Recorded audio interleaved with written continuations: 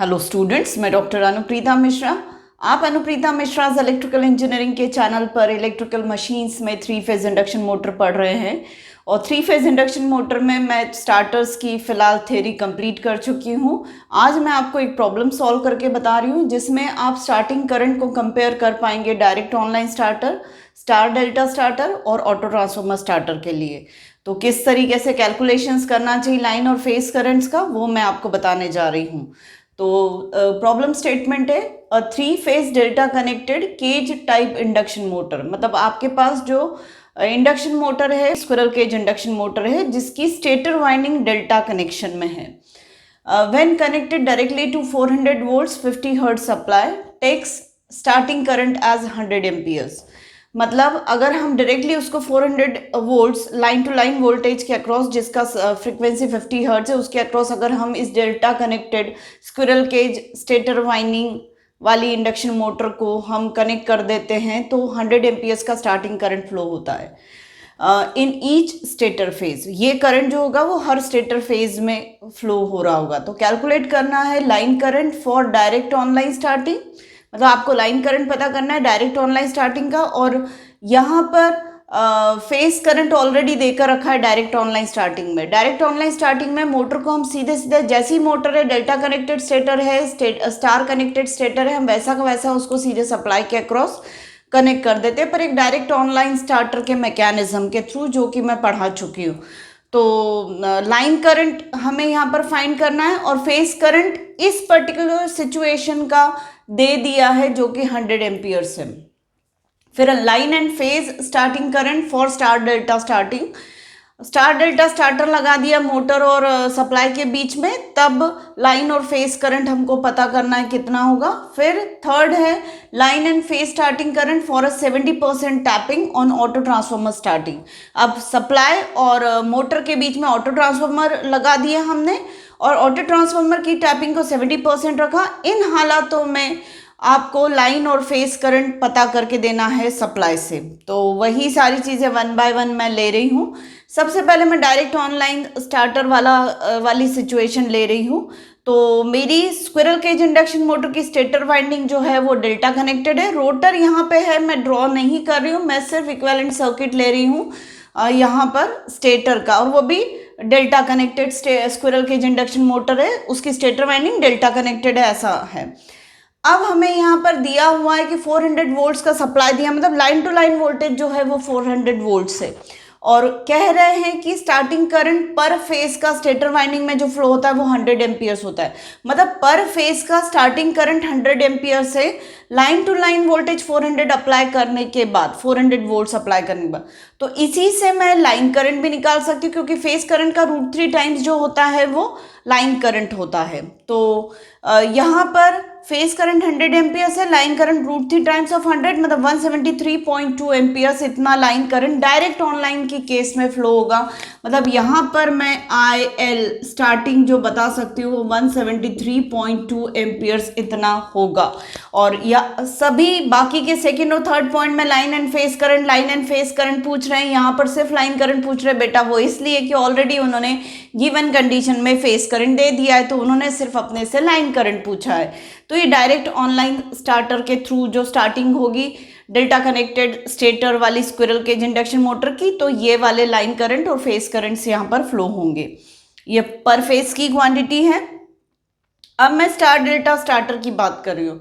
Star delta starter का मतलब क्या है, स्टेटर वाइंडिंग को हम अब डेल्टा कनेक्टेड नहीं रहने देंगे, हमें स्टार्टिंग में उसको स्टार में कनेक्ट कर देना है। पर जब ऐसी सिचुएशन आ भी गई कि इंडक्शन मोटर के स्टेटर वाइंडिंग को डेल्टा से हटा के हमने स्टार में कर भी दिया, तब भी supply voltage line to line तो 400 ही है, और इस पर्टिकुलर वाइंडिंग का जो इम्पिडेंस होगा वो भी सेम होगा, जो कि इन हालातों में होगा। डेल्टा कनेक्टेड है, तब अगर Z1 इम्पिडेंस है पर फेज का, तो स्टार कनेक्टेड करने के बाद भी इसका इम्पिडेंस कितना हो जाएगा, पर फेज का Z1 ही रहेगा, वो चेंज थोड़ी होने वाला है। तो सिर्फ कनेक्शन चेंज हो रहा है, डेल्टा से क्या कर दे रहे हैं हम, स्टार कर दे रहे हैं, ठीक है। इन सिचुएशंस को लेके सर्किट पर ऑब्जर्व करें तो लाइन टू लाइन वोल्टेज 400 हो गए और स्टार कनेक्टेड वाइंडिंग हो गई स्टेटर वाली, और ये इम्पिडेंस कितना हो गया, Z1। अब मुझे पर फेज का स्टार्टिंग करंट पता करना है, और यही बाय चांस कनेक्शन की वजह से यही आपका लाइन करंट भी हो जाएगा, दोनों सेम रहेंगे। अब मुझे Z1 पता करना पड़ेगा, क्योंकि वोल्टेज अगर यहाँ पर है लाइन टू लाइन तो मैं पर फेज वोल्टेज 400 डिवाइडेड बाय √3 करके पर फेज वोल्टेज ले लूंगी, और पर फेज वोल्टेज को अगर Z1 से डिवाइड करती हूँ तो मुझे फेज करंट मिल जाएगा स्टार्टिंग का। तो बेटा मैं पहली वाली डायरेक्ट ऑनलाइन स्टार्टिंग की सिचुएशन से देखती हूँ कि पर फेज यहाँ का जो वोल्टेज है वो 400 वोल्ट्स है, क्योंकि डेल्टा कनेक्शन में लाइन वोल्टेज या फेज वोल्टेज सेम होता है, तो 400 वोल्ट्स पर फेज वोल्टेज है, और पर फेज करंट कितना बह रहा है 100। तो मैं ये निकाल सकती हूँ कि इस वाइंडिंग का Z1 इम्पिडेंस कितना होगा पर फेज का। तो per phase voltage divided by पर फेज करंट, मतलब 400 वोल्ट्स डिवाइडेड बाय 100 करके मुझे पता चल गया कि ये पर फेज वाइंडिंग का इम्पिडेंस 4 ओम्स आ रहा है। और वो मैंने कहाँ से पता किया, डायरेक्ट ऑनलाइन की केस से मुझे समझ में आ गया कि स्टेटर वाइंडिंग के पर फेज का इम्पिडेंस कितना है, 4 ओम्स से। तो उसी को मैं लेकर चल रही हूं। अब यहाँ पे लाइन टू लाइन 400 वोल्ट्स, पर फेज का वोल्टेज इसके अक्रॉस का 400 डिवाइडेड बाय √3 हो गया, और पर फेज का इम्पिडेंस Z1 हमारे पास है ही, तो पर फेज का voltage 400 divided by √3 divided by 4 ohms करेंगे तो पर फेज का करंट आई फेज स्टार्टिंग आ जाएगा, और वो ये रहा 57.7 एम्पियर्स, मतलब 100/√3। और जो फेज करंट है बेटा वही लाइन करंट हो जाएगा, मतलब लाइन करंट भी कितना होगा, सेम। यहाँ पे लाइन करंट IL स्टार्टिंग उतना ही होगा। कनेक्शन को देखकर ही समझ में आ रहा है कि स्टार कनेक्शन में लाइन करंट और फेज करंट कैसा होता है, सेम। तो लाइन करंट भी कितना होगा, 57.7 एम्पियर्स का होगा। अब चलिए हम ऑटो ट्रांसफार्मर स्टार्टिंग को समझ लेते हैं। मतलब ऑटो ट्रांसफार्मर इंसर्ट कर दिया है सप्लाई और delta connected squirrel cage induction motor के बीच में। डेल्टा कनेक्टेड स्टेटर वाइंडिंग है, तो और रोटर यहाँ पे है बेटा। चाहूँ तो मैं हर जगह यहाँ रोटर बना सकती हूँ, सर्कल रोटर का यहाँ सब जगह बना सकती हूँ, पर चूंकि हमें इलेक्ट्रिकल सर्किट से डील करना है स्टेटर वाले साइड को लेकर और सप्लाई को, तो मेरा काम कंप्लीट हो जा रहा है। मुझे यहाँ पे रोटर को इंडिकेट करने की जरूरत एज सच नहीं है। अब ऑटो ट्रांसफार्मर स्टार्टर तो स्टार कनेक्शन में है, स्क्विरल केज इंडक्शन मोटर का स्टेटर डेल्टा कनेक्शन में, ठीक है। Supply line to line 400 volts रहेगा ही। तो ऑटो ट्रांसफार्मर का पर फेज का जो वोल्टेज होगा वो 400 डिवाइडेड बाय √3 हो जाएगा। अब 400 डिवाइडेड बाय √3 का 0.7 टाइम्स जो सेकेंडरी में अपीयर होगा ऑटो ट्रांसफार्मर की। फिर से मैं बोल दूं, ऑटो ट्रांसफार्मर की प्राइमरी का पर फेज का वोल्टेज 400 बाय √3 है। ऑटो ट्रांसफार्मर की सेकेंडरी का पर फेज का वोल्टेज 0.7 इंटू 400 बाय √3 है। अब ये पर फेज का है, तो सेकेंडरी का लाइन टू लाइन वोल्टेज में निकालने जाऊंगी तो पर फेज को मैं √3 से मल्टीप्लाई कर दूंगी। अब आप यहां देखिए, लाइन वोल्टेज 400 वोल्ट है ये वाला। ऑटो ट्रांसफार्मर की प्राइमरी को 1 लिया, प्राइमरी का फेज वोल्टेज ऑटो ट्रांसफार्मर का 400 बाय √3 अभी बताया, मतलब क्या है, phase voltage across primary of auto transformer. ऐसे ही phase voltage across secondary of auto transformer क्या होगा, V2 phase auto transformer 0.7 into 400 by √3। उम्मीद है आप समझ रहे होंगे। मैं 1 by 1 line voltage phase voltage, line voltage phase voltage ऐसे बात करूं, ये फेज वोल्टेज, ये फेज वोल्टेज, ये लाइन वोल्टेज। अब मुझे line voltage across secondary of auto transformer, मतलब ये वाला मुझे वोल्टेज पता करना है, तो ये फेज वोल्टेज को मैं √3 से मल्टीप्लाई कर दूंगी तो आ जाएगा, मतलब 0.7 इंटू 400 आ जाए। 0.7 इंटू 400 अपॉन √3 इंटू √3 करेंगे तो 0.7 इंटू 400 ये लाइन टू लाइन वोल्टेज आ जाएगा ऑटो ट्रांसफार्मर की सेकेंडरी के अक्रॉस।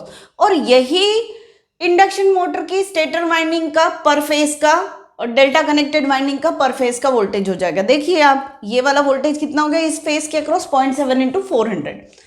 तो अब मुझे इसमें से बहने वाला करंट निकालना होगा, और मुझे मालूम है कि इसका इंपेडेंस कितना है, Z1। तो 0.7 इंटू 400 डिवाइडेड बाय Z1 मतलब 4 करूंगी तो मुझे पर फेज का बहने वाला करंट निकल आएगा, मतलब आई फेज स्टार्टिंग का पर फेज का delta connected squirrel cage induction motor के स्टेटर वाइंडिंग का करंट जो मिलेगा वो 0.7 इंटू 400 डिवाइडेड बाय 4 करके मिलेगा, जो कि 70 एम्पियर्स होगा। ये वाला करंट 70 एम्पियर्स है, ठीक। तो लाइन करंट कितना होगा, अब डेल्टा कनेक्शन में फेज करंट और लाइन करंट सेम नहीं होता, तो फेज करंट को मैं √3 से मल्टीप्लाई कर दूंगी तो लाइन करंट मिल जाएगा 121.2 एम्पियर्स। पर बेटा हमें पूछा गया है line and phase starting current, और वो भी मुझे सप्लाई से लेना, क्योंकि सप्लाई से खींचा जाने वाला ये वाला करंट भी हमें पता करना चाहिए। स्टार्टिंग का सप्लाई से खींचा जाने वाला ये वाला करंट मुझे चाहिए। तो ये सप्लाई लाइन करंट जो होगा ये मैं फाइंड करना चाहती हूँ। तो कैसे फाइंड करूंगी मैं, जिसको मैं आयल क्वेश्चन मार्क करके छोड़ दे रही हूँ, क्योंकि आयल स्टार्टिंग नहीं लिख सकती। आयल स्टार्टिंग लिखूंगी तो वो मोटर साइड के हो जाएंगे। ये वाले करंट्स दोनों मोटर साइड के बेटा, ये मोटर का करंट है और ये भी मोटर का करंट, मतलब यहाँ के करंट्स मैंने निकाले, पर फेज का करंट और लाइन करंट ये वाला। अब मुझे सप्लाई साइड का लाइन करंट चाहिए, तो कैसे निकालूं मैं? तो यहां पर मैं ट्रांसफॉर्मर की पावर इक्वेशन को यूज कर रही हूं। प्राइमरी का वोल्टेज इनटू करंट, मतलब प्राइमरी का लाइन वोल्टेज, प्राइमरी का 1 लिया लाइन वोल्टेज, प्राइमरी का लाइन करंट लिया, मतलब 1L लिया। तो V1L इंटू I1L किसके बराबर होगा? I2L इंटू V2L, मतलब सेकेंडरी का लाइन वोल्टेज इंटू सेकेंडरी का लाइन करंट, उससे मैं इक्वेट कर रही हूँ। मुझे क्या पता करना है? प्राइमरी का लाइन करंट निकालना है, सेकेंडरी का लाइन करंट और सेकेंडरी का वोल्टेज मालूम है, प्राइमरी का लाइन वोल्टेज मालूम है पर लाइन करंट नहीं मालूम है। तो this 400 into line current is equal to 121.2 into this line voltage 0.7 into 400। पूरी इक्वेशन को सॉल्व किया, I1L को यहीं रहने दिया, बाकी सारी क्वांटिटीज मतलब 0.7 इंटू 400 इंटू 121.2 डिवाइडेड बाय 400 करेंगे तो हमें 84.8, ये वाला करंट 84.8 एम्पियर्स आया। ये सप्लाई से खींचा जाने वाला स्टार्टिंग का वो करंट है जब ऑटो ट्रांसफार्मर हमने इंसर्ट कर दिया है। अब आप देखिए, डायरेक्ट ऑनलाइन केस में जब डायरेक्ट ऑनलाइन स्टार्टर लगाया था तो कितना सप्लाई करंट खींचा जा रहा था? 173.2। जब हमने स्टार डेल्टा स्टार्टर यूज किया तो कितना करंट खींचा जा रहा है सप्लाई से? 57.7 स्टार्टिंग में। और जब हमने ऑटो ट्रांसफार्मर स्टार्टर यूज किया तो कितना करंट खींचा जा रहा है? 84.8। तो बेटा बहुत सॉफिस्टिकेटेड जब स्टार्टिंग करनी रहती, मतलब महंगी मोटर्स में हम ऑटो ट्रांसफार्मर यूज करते हैं, नॉर्मल मोटर्स में हम स्टार डेल्टा स्टार्टर ही यूज करते हैं इंडक्शन मोटर को स्टार्ट करने में, क्योंकि करंट के मैग्नीट्यूड को काफी रिड्यूस कर देता है। Direct on line as such current के मैग्नीट्यूड को रिड्यूस करने में काम नहीं आता। तो ये बहुत ही 5 किलोवाट से छोटी मोटर्स जितनी भी होती है उसमें हम ये यूज करते हैं, जहाँ पे मोटर जलने का, उसके खराब होने का बहुत ज्यादा ऐसा कॉस्ट इफेक्टिवनेस वहाँ पे इतनी ज़्यादा मैटर नहीं करती कि मोटर महंगी है वगैरह। सस्ती मोटर्स पे हम ये वाली मेथड यूज़ करते हैं। तो उम्मीद है किस तरीके से करंट, स्टार्टिंग करंट कंट्रोल हो रहा है स्टार डेल्टा स्टार्टर की वजह से और ऑटो ट्रांसफार्मर स्टार्टर की वजह से with respect to direct on line, आप समझ रहे होंगे। तो प्लीज़ मेरे आज के वीडियो को लाइक कर दीजिए, मेरे चैनल को सब्सक्राइब करिए और अपने वो फ्रेंड्स जिनका इलेक्ट्रिकल इंजीनियरिंग के सब्जेक्ट्स में इंटरेस्ट कम है या समझ नहीं पा रहे कॉन्सेप्ट्स को, प्लीज़ उन्हें भी मेरे वीडियो शेयर करिए ताकि वो भी इलेक्ट्रिकल इंजीनियरिंग को इन डेप्थ समझ पाए। Thank you.